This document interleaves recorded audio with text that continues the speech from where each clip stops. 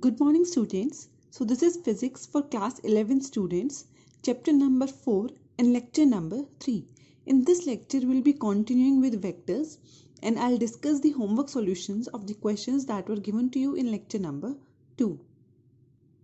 Okay, so the first topic for today is polygon law of vectors. Till now, you have studied triangle law and parallelogram law of vectors. Today, we'll discuss the polygon law of vectors, and it states that if any number of vectors are represented in magnitude and direction by various sides of an open polygon taken in same order, then their resultant is represented in magnitude and direction by the closing side of polygon taken in opposite order. That means, suppose if you have 3 or 4 vectors and they are the sides of a corresponding polygon, then their resultant will be equal to the other side of the polygon which is taken in opposite order. For example, look here. See, these are the 4 vectors A, B, C and D. As you can see, they are all taken in same order, that is anti-clockwise order. Now their resultant will be, according to polygon law, their resultant will be a vector which is closing side of this polygon and taken in opposite order. So we can say R will be the resultant of these vectors. So R should be equal to A plus B plus C plus D, because all of the 4 vectors are in same order and R is in opposite order. Now let us prove this. Will this come or not? We'll use the triangle law now here. Okay. Now look here. See, A and B. Now you know triangle law because A and B are taken in same order. If I draw a third side of triangle in opposite order, that side will be the resultant for A and B. So see, they are taken in same order. I have taken opposite order. So this will be the resultant. So now you know this resultant will be equal to A plus B. Okay. Now again, this half side this. C has side this. So again, if I form a triangle using these two, so this side is in opposite order. So now this will be the resultant of A plus B and C. So we can say this side will be equal to A plus B plus C. Similarly, now again see, this is the one vector, this is the another vector. Now again, by using triangle law, if I draw a vector in opposite direction, that is R, it will come to be A plus B plus C plus D. So therefore we have proved here that for all of these 4 vectors, the resultant will be equal to R, which is A plus B plus C plus D, and it is nothing but closing side of this polygon which is taken in opposite order. So hence our polygon law of vector is proved here. Okay, so remember this, triangle law was for 2 vectors because a triangle has 3 sides, but through a polygon law we can calculate resultant of as many vectors are there in a polygon. Okay, so for example, here I have taken 4 vectors. You can take 6, 7, 8 any vectors and you can verify it. The closing side and the opposite order side will give you the required resultant, and its formula will come to be this only. Okay. Okay, so the next topic is projection of an angle. Suppose you have a vector B and a vector A, and the angle between them is given to you theta. Now it is asked, what is the projection of angle A on B? So that means you have to calculate the component of A in the direction of B. Okay. Okay, so to calculate component of vector A in the direction of B, see, as you know, if you resolve vector A in this direction, that will come to be A cos theta. So the component is A cos theta, and now we need the direction of B vector, and as you know, for direction unit vector is used, so therefore B cap will be used. So A cos theta B cap is nothing but projection of vector A on B. Now if you clearly look here, this is nothing but A dot B cap. For example, if you will solve it, you will get magnitude of A, magnitude of B cap and cos theta, because A dot B is AB cos theta. So this is nothing but A dot B cap. So this is the formula for the projection of A on B. That is, we have calculated the component of A in direction of B. And remember, this formula will give you only the magnitude. For example, let us take a question. So the question is, what are the components of a vector A 2i cap plus 3j cap along the direction of this? Now this is our direction and we have to calculate the component of this vector along this. So let us say B is your I cap plus j cap and A is your 2i cap plus 3j cap. Okay, so now as I have told you, the component of vector A in direction of B is nothing but A dot B cap. Okay, so put the values. A is 2i cap plus 3j cap dot B cap. Now you know how to calculate unit vector. Unit vector was equal to vector upon magnitude, as I have already told you. So vector is your I cap plus j cap and its magnitude will be under root of 1 square plus 1 square, so that will give you under root 2. Okay, so now you can easily solve it. Now you know how to do the dot product. 2i cap dot I cap will be 2 and 3j cap dot j cap will be 3. So 2 plus 3 upon this root 2. Okay, now it will become 5 upon root 2. So now this is nothing but the magnitude of the component of vector A along B. But in the question you are asked, calculate the components of the vector. That is, we have to calculate a vector. See, we have calculated magnitude. Now you know to calculate a vector, the formula is magnitude into direction. Because if we have to calculate any vector, that is equal to magnitude into direction. Now we have calculated vector magnitude to be 5 upon root 2 and the direction we want of that of vector B, and direction is given by unit vector. So this is the magnitude into direction B cap. So just put the value of B cap, that is vector upon magnitude. So this will give you 5 by 2 I cap plus j cap. So these are the components of the vector A along the direction of B. Okay. Okay, so let us take one more question. If A is equals to I cap plus j cap, calculate the angle made by the vector with x-axis. Now here the components are given to you and it is asking what is the angle made with x-axis. So as you know, a vector parallel to x-axis is I cap. So let us take B to be I cap and A is given to you in question. Okay, so now you have to calculate the angle between A and B. Okay, so now as you know, we have to calculate angle by cos theta. So cos theta is A dot B upon magnitude of A into magnitude of B. So A is I cap plus j cap and B is your I cap, that is with x-axis. Magnitude of A will be under root 1 square plus 1 square, that will be under root 2, and magnitude of a unit vector is 1. So now I dot I will be 1 upon under root 2. So that means cos theta is 1 upon under root 2. And as you know, cos 45 is 1 upon under root 2. So you can say the theta or the angle made by the A vector with the x-axis is nothing but 45 degree. Now suppose if you were asked the angle with y-axis, then you have to choose your B to be j cap, because j cap is a unit vector which is parallel to y-axis. Okay, so this is how you can calculate the angle of given vector with any axis, either x-axis, y-axis or z-axis. Just choose any vector parallel to that required axis and then do the dot product. Okay students, now I'll discuss the homework solutions of the questions that were given to you in lecture number 2. Question number 8 and 9 were easy questions, just formula based questions. So I hope all of you must have solved it. Now I'll be discussing question number 10. So question number 10 says, on an open ground, a cyclist follows a track that turns to his left by an angle of 60 degree after every 500 meters. That is, see, after every this is, if I am taking this to be 500 meters, then the cyclist after traveling 500 meters turned to an angle of 60 degree towards his left. So see, this is his initial path. So he is turning at an angle of 60 degree.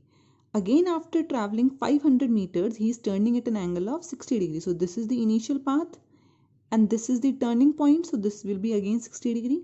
Again, he turns at 60 degree again. So he is getting turned at every 60 degree to his left. So at every 60 degree turn, you will be forming this hexagon. Okay, that is A, B, C, D, E, F. Okay, and every turn is at 60 degrees. So it will be a hexagon. Okay, so the question says, specify the displacement and the total path traveled by the cyclist at third, sixth and eighth turn. So now first of all, see for third turn. See, let us say this is the starting point. So this will be the first turn, this will be the second turn and this will be the third turn. So up to this point, that is D, we have to calculate displacement and distance traveled. So as you can easily say, distance traveled will be 500 plus 500 plus 500. So total distance will come to be 1500 meters after third turn. Now total displacement, see, displacement is the shortest distance between 2 points. So this will be the displacement up to D point, because at third turn he will be at D, so this will be the displacement. So basically we have to calculate the length of the vector AD for displacement. Now for that what we'll do, see, this is AB vector, this is BC vector. Now according to triangle law, this will be the resultant. So now if I calculate the magnitude of this resultant vector, and as we know angle between AB and BC is 60 degree. So calculate AC first. So that is, this is AC. So AC will be under root of AB square plus BC square plus 2AB BC cos theta, and theta is 60 degree. So just put AB BC equal to 500 and theta 60 degree. You will get the answer to be 866 meters. Okay. Now you know the length of AC and you know the length of CD also. This is 500 meters. So to calculate AD, we must know the angle between them again. So see, this is the direction of AC and this is the direction of CD. Now you know this angle is 60 degree between this BC and CD. So if this is the resultant, this will be the half of it. So this and this will be 30 degrees. Okay, so you can see total angle between AC and CD will be 90 degrees. That is 60 plus 30. That will be 90 degrees. So now AD will be under root of AC square plus CD square plus 2ACCD, and the angle between them is 90 degree. So cos 90 is 0. So this term will become 0. So when you will solve it, you will get the answer to be 1000 meters. That is, the total displacement will be 1000 meters at third turning point. Now the next part of the question asks for the sixth turn. So now again calculate, this is your first turn, second turn, third turn, fourth turn, fifth turn, and again sixth turn. That means at sixth turn, the starting point and the reaching point will become same. So you can say displacement will become 0. So at sixth point, turning point, displacement will become 0 and distance travel will be 500 into 6. That will come to be 3000 meters. Now next part is asking for 8th turn. See, here we have completed 6th turn. So 7th turn and 8th turn. At 8th turn, again he will be reaching at C. So this is the displacement AC and distance travel will be 500 into 8. So the total distance travel will be 500 into 8. That will be 4000 meters.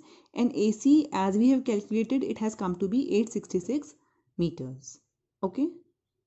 Okay, so the next question is question number 13, and the question says, a man can swim with a speed of 4 km per hour in still water. That means the speed of man is 4 km per hour Vm in still water. That is when the water is not moving. After that, the question says, how long does he take to cross a river 1 km away if the river flows at the rate of 3 km per hour and he makes his strokes normal to the river current? That is, the width of the your river is given to be 1000 meters. Velocity of man is 4 km per hour.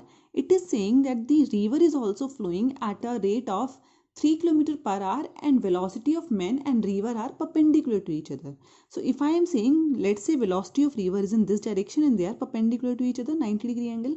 So now you can imagine if man was trying to swim in this direction and river is flowing in this direction. So due to the flow of river, he will not go straight. He will go in this path. That is, when he will reach the end of the river, he will not reach here. He will be traveling some distance in your vertical axis also, and he will reach at this point. The starting point will be this and reaching point will be this due to the flow of river. Okay.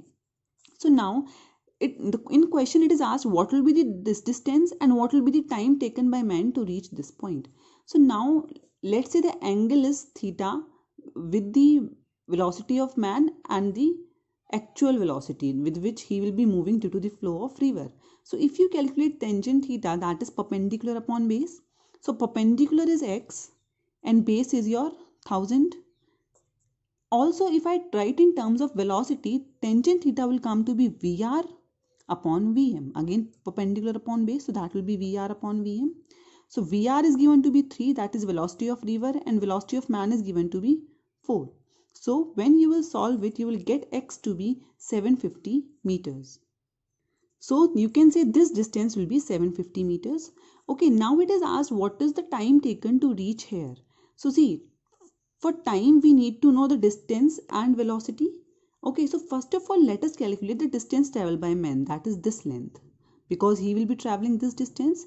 So now you, as you know, this is 750, this is 1000 meters, this is 750 meters. So by using Pythagoras theorem you can easily calculate this distance, that is y. So it will be under root 1000 square plus 750 square, you will get 1250 meters. So this distance traveled is 1250 meters, and we know the velocity also, so we can easily calculate time. So time is distance upon speed. Distance is 1250 meters. Now understand carefully, velocity of man in this direction is due to the velocity of river and velocity of man both. So you can say velocity of man is in x-axis and velocity of river is in y-axis. So we have to take both the components. So to calculate the velocity, so you can say velocity is Vm I cap plus Vrj cap, that is velocity of man in x-axis and velocity of river in y-axis. Now you know how to calculate magnitude, that is under root of Vm square plus under root of Vr square. So when you will, so I am writing this meter into kilometers, that is 1.25 kilometers, Vm square, that is 4 square and 9. So when you will solve it, you will get 1 by 4 hour. That is the time taken by the man to travel a distance of y. The time will be this. Okay. So always remember, if you have velocity in x and y direction, then you have to calculate the magnitude taking both the components as we have did here. Okay. Okay, so the next is question number 21, and it says a particle starts from origin at t is equals to 0 with a speed of 10 j cap meter per second. That is, you can say initial velocity is only in y-axis. It has an acceleration of 8 I cap plus 2 j cap. That is, acceleration is present in x-axis as well as y-axis.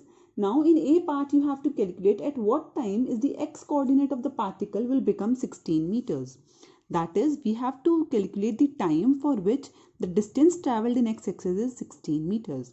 Now you know the equation s is equals to ut plus half at square. Now if we apply it for x-axis, so distance travelled in x-axis is 16 meters. There is no initial velocity in x direction because this is the initial velocity in y direction. So ux will be 0, so it will be 0 plus half. Acceleration in x-axis is 8. So half 8 into t square. So when you will solve this equation, you will get 16 is equals to, this will cut down to 4t square. So t square will come to be 4, or you can say t is 2 seconds. So this is the time taken by the particle to travel a distance of 16 meters in x-axis. Okay. Okay, so the second part says what is the speed of the particle at that time? That is, at t is equals to 2 seconds, what is the speed of the particle? Now look clearly here, velocity is a vector quantity. That is, it will have some component in x-axis also, and it will have some component in y-axis also. So we have to calculate both the components. So let us first of all choose the equation v minus u is equals to at, and let us apply it in x-axis. First of all let us apply it in y-axis. Therefore from this we will get the component of velocity in y-axis. So vy is vy, uy is given in question, that is 10, because initial velocity is 10 j cap, that is vy minus 10 is equals to acceleration in y-axis is 2, because acceleration is given to be 8 I cap plus 2 j cap, that is in y-axis it is 2 into t. Now t is also 2 seconds, so it will become 4. So when you will solve it, you will get vy to be 4 plus 10, that is 14. So we can say component of velocity in the direction of j cap, or you can say in the y-axis, it is 14. Now let us apply the same equation for x-axis. Vx is equals to, there is no initial velocity in x-axis, so it will be 0 plus at. Acceleration is 8 I cap plus 2 j cap, that is in x-axis the acceleration is 8 and time is again 2 seconds. So this will be 16. So overall velocity will come to be 16 I cap plus 14 j cap. So this is the velocity, which is a vector quantity. So we have calculated both the components in x direction as well as in y direction. Now if we want to calculate the magnitude of velocity, then you can just use the formula of magnitude, that is under root of 16 square plus under root of 14 square. So that will give you the magnitude of velocity. Okay students, so after going through today's lecture, you can do question number 23, 24, 25 and 26 from your NCERT book of chapter number 4. Thank you.